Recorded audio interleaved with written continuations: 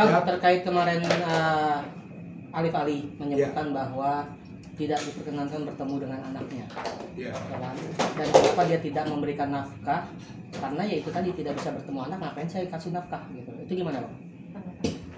Gini, permasalahan antara Alif dengan Aska tidak bisa terlepas dengan permasalahan utama, yaitu dulu adanya dugaan KDRT yang sudah dilaporkan di Polres Jakarta Selatan. Nah, kemudian saat ini memang laporan tersebut sudah dicabut karena ada permintaan maaf dan ada kesepakatan untuk berpisah baik-baik waktu itu. Nah, nyatanya setelah laporan dicabut pun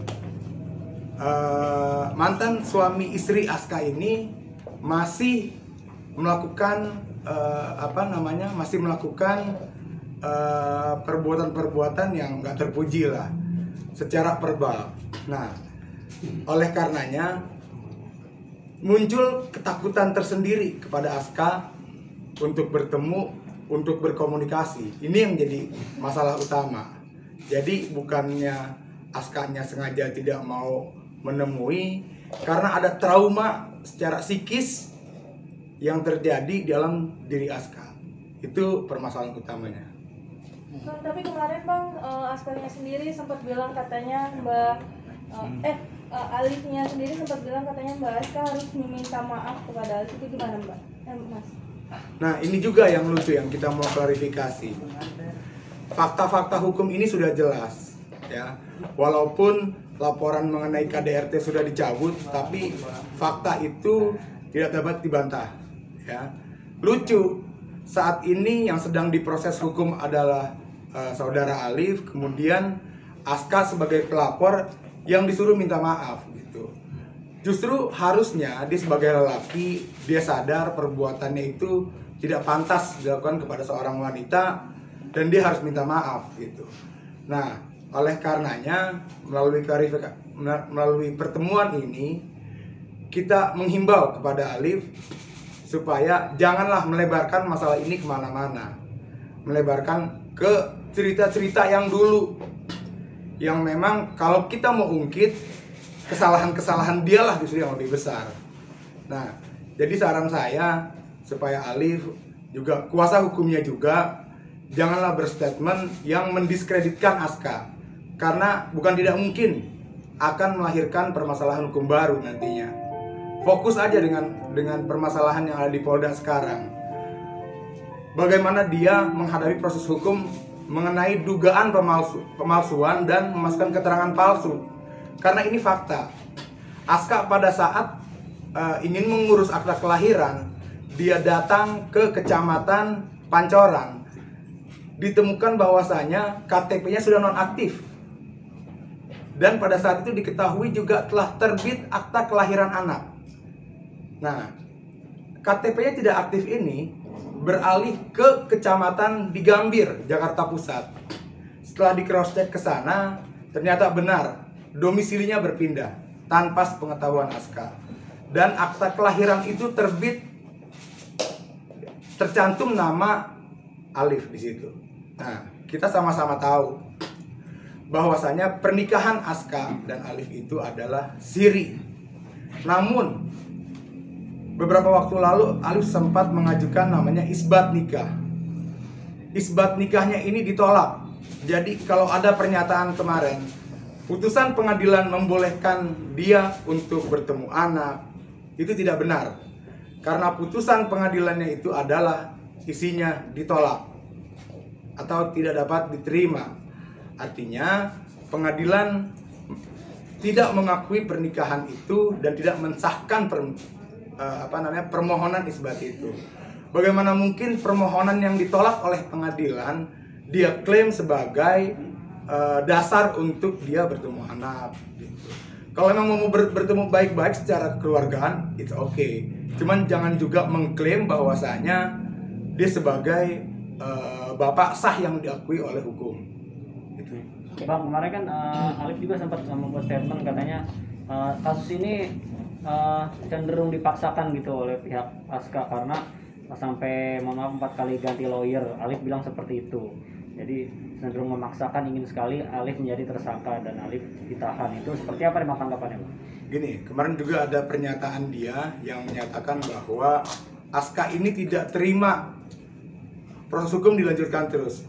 Ini sih yang saya mau sampaikan, bahwasanya proses hukum ini adalah bagian dari penegakan hukum.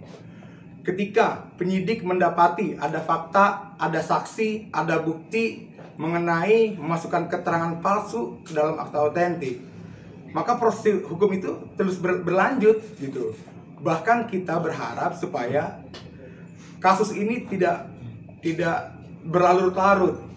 Kita berharap kepada penyidik juga supaya cepat digelar agar ditetapkan adanya tersangka dalam kasus itu gitu. Tapi dugaan pemalsuan sendiri pihak mereka membantah Bang bahwa tidak terbukti adanya dugaan pemalsuan Bang. Kan keputusan ada tidaknya tindak pidana itu bukan ditentukan oleh Alif dan bukan juga ditentukan oleh kuasa hukumnya, tapi oleh penyidik. Berdasarkan apa? Berdasarkan data, berdasarkan keterangan saksi, berdasarkan bukti. Nah, dari situ nanti penyidik yang akan melihat fakta-faktanya.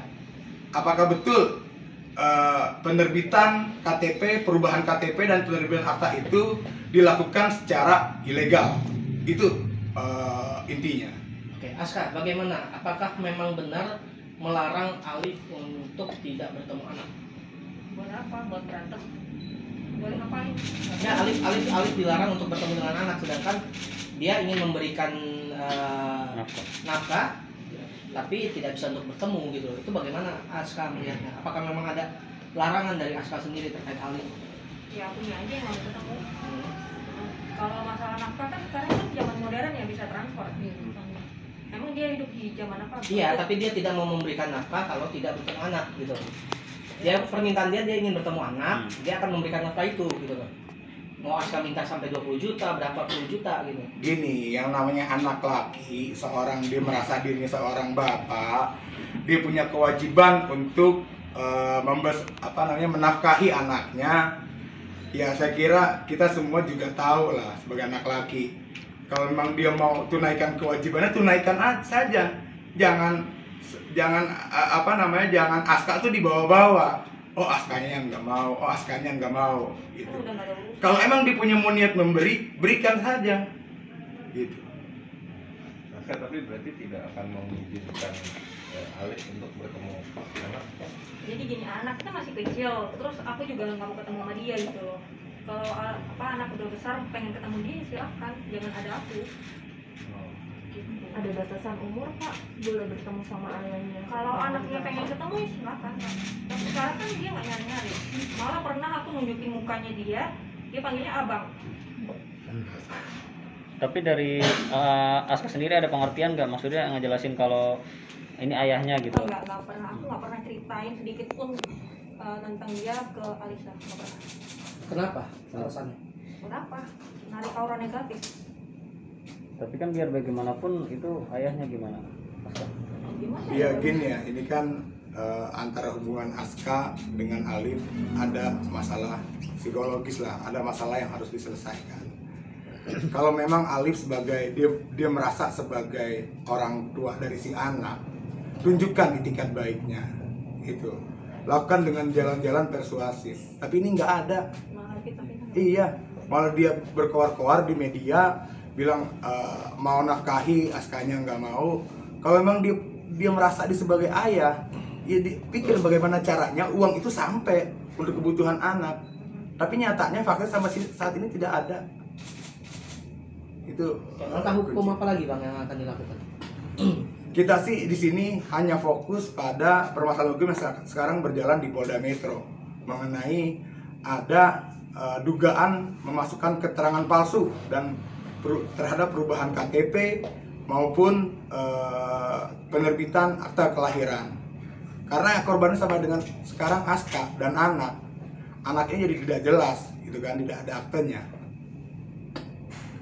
Nggak ada aktenya berarti gimana tuh Bang? Nggak ada fisiknya kah? Atau... Iya, yang muncul itu kan akta yang tercantum nama Alif Ali. Nah, Sedangkan secara hukum, ketika seorang melakukan pernikahan secara siri, maka garis keturunan secara keperdataan itu hanya kepada ibunya, dan harusnya tercantum hanya nama ibunya, bukan nama bapaknya. Saya tapi pernah menjelaskan, anak sendiri pernah nanya nggak sih, papa mana ya? Enggak pernah. Karena dari askanya yang tidak ingin memberitahu. Memang nggak pernah cerita sedikit pun tentang dia. Buat apa? Cuman kalau ngasih lihat foto pernah. Oke, ada lagi. Ini kan masalah udah lama ya, udah dari tahun lalu kayaknya. 2 tahun. 2020. 2020. Ya, jalan 2 tahun. Karena sendiri capek nggak sih ini menghadapi? Capek lah, capek banget. Terus diserang juga kan mentalnya kan. Gimana? Diserang sama dia juga kan mentalnya. Diserangnya seperti apa nih? Dari statement dia di media. Banyak kan, tinggal di closing aja. Terganggu lah itu. Contohnya salah satunya, contohnya Ya kemarin. Contohnya. Iya, dengan kemarin Alif berstatement, dengan pengacara itu berstatement, otomatis kan Aska ini kehidupannya merasa terganggu, gitu. Juga memikirkan masalah anak, gitu. Kalau memang dia merasa dia sebagai orang tuanya, nggak perlulah dia disediakan mantan istrinya sendiri, gitu ya. Mantan Pak, bukan mantan istri ya. Istri siri, Bukan juga, Oh. nggak sah juga kan. mantan istri siri gitulah, yang kemudian ditolak oleh pengadilan juga, ya. Iya, suami orang Gitu. itu. Kakak ini kan mungkin menolak juga di nafkah dari Alif, karena Alif juga mintanya kan ketemu. Mungkin perjuangan Kakak sendiri sebagai orang tua tunggal untuk Single mom menafkahi gimana? anaknya seperti apa sih? Ya cari uang. Apa aja, segala sumber itu pasti banyak. Apalagi zaman digital emang ya, lebih gampang. Tapi kesulitan kan? Enggak.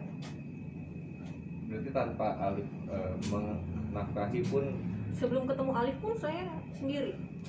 Malah udah panjang. dari endorse atau dari gimana Kak? Mungkin. Dari endorse ada, dari yang tempat lain juga ada. Jadi sampai saat ini masih tercukupi segala kebutuhan ya Kak dari kakak Masih. sendiri. Sebelum sama dia juga sendiri kan. Pas ada dia juga ya gak usah diomongin lah. Tapi akan memaafkan nggak sih? Hah? Akan memaafkan Alif nggak sih? Memaafkan nggak bisa ya kayaknya. Karena udah berapa kali dimaafin soalnya. Tadi kamu sempat bilang katanya nggak pernah jelasin tapi sempat kasih lihat foto ke Alicia. Nah itu kasih foto cuman kasih lihat foto aja tanpa menjelaskan ini ayah atau Hah? Iya, anak masih kecil, Iya. masih belum mungkin Kasih lihat aja tapi aku perlahan-lahan nanti udah ya, kasih diberitahu. tahu siapa nih enggak. Tapi nantinya dalam hukum agama kan ketika dia akan menikah pasti akan tanya bapaknya kan, bapak biologisnya. Iya. Nikah agama bisa banget. Kenapa? Iya karena itu anak biologis, karena perempuan. Oh iya, secara biologis iya. Iya, Tapi bisa nikahin. iya bapaknya kan harus menikahkan bang. Tapi kan hamil dulu nikah. Gimana bang? Secara hukum agama bang, mungkin kamu bisa menjelaskan. Iya, ini dilihat kendala mengenai anak di luar pernikahan disebutnya ya. Iya. Orang yang melakukan pernikahan tidak tercatat, inilah problematika yang sampai saat ini masih terkendala memang. Secara hukum syariat kita yang beragama Islam tetap, karena pernikahan itu walaupun secara siri tadi walaupun ditolak dan sudah menghasilkan anak, tetap ada bapaknya, bapak biologis gitu. Nah, tapi itu masih terlalu jauh lah untuk pernikahan nanti, kita bicara saat ini.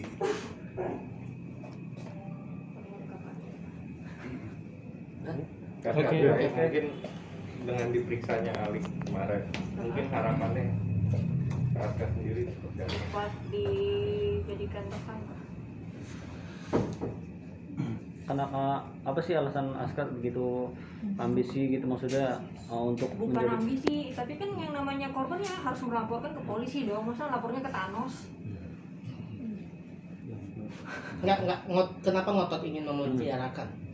Minta pertanggungjawaban. Oke, seandainya dia bertanggung jawab, menafkahi anak termasuk menafkahi kamu Oh, mungkin bukan ya? itu, bukan itu. Pertanggungjawabannya masalah tentang dia masukin KTP. Dugaan. Iya. Ya tapi kan pihak sana juga membantah tentang dugaan pemalsuan itu. Iya, saya kan bilang tadi, silahkan aja Alif mau 1000 ucapan membantah soal dugaan pemalsuan, pengacaranya mau 1000 kalimat membantah. Semua itu berdasarkan keterangan saksi, alat bukti, dan nanti ada keterangan ahli. Tinggal penyidik yang akan menyimpulkan nanti, bukan dia yang menyimpulkan.